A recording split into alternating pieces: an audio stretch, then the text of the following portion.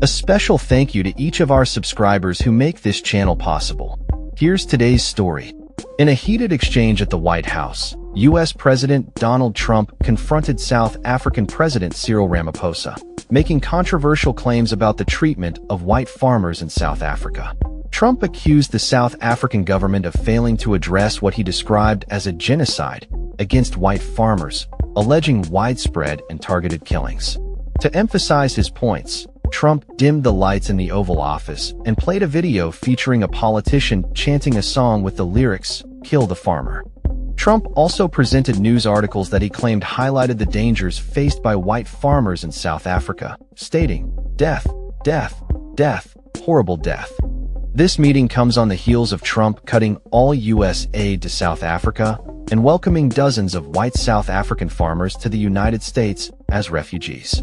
Experts in South Africa have refuted Trump's claims, asserting that there is no evidence of targeted violence against white farmers. Instead, they point out that farmers of all races are victims of violent crime in a country grappling with a high crime rate. Ramaphosa, in response to Trump's accusations, emphasized that the South African government does not condone such actions, stating, "We are completely opposed to that. That is not government policy." He expressed a desire to reset U.S.-South African relations, which have been strained since the end of apartheid in 1994. Trump, however, remained steadfast in his assertions, reiterating that land seizures from white farmers are occurring and that these actions lead to violence.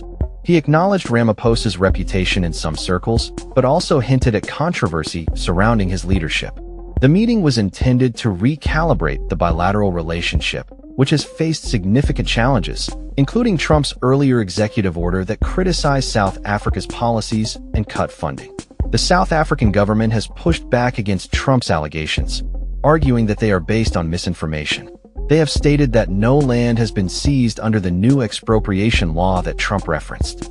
The South African government argues that their policies aim to address historical injustices stemming from apartheid, which denied opportunities to Black South Africans and other marginalized groups.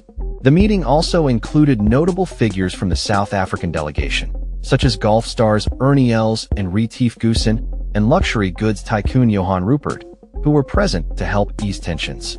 Elon Musk, the South African-born CEO of Tesla and SpaceX, also attended. Musk has been vocal about his criticisms of South Africa's affirmative action laws, claiming they are discriminatory against whites. However, South African authorities maintain that these laws are crucial for rectifying past injustices.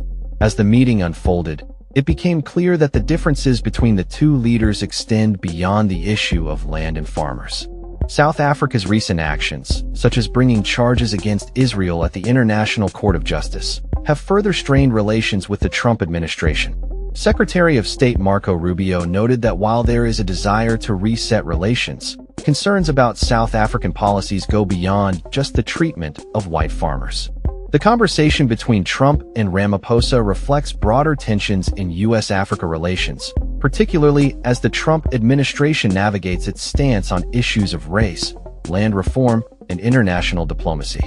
As the two leaders concluded their meeting, the question remains whether this dialogue will lead to a meaningful change in relations between the United States and South Africa, or if it will deepen existing divides. That's all for this story. We upload videos every day covering many different subjects, so hit that subscribe button to stay informed. Thanks for watching.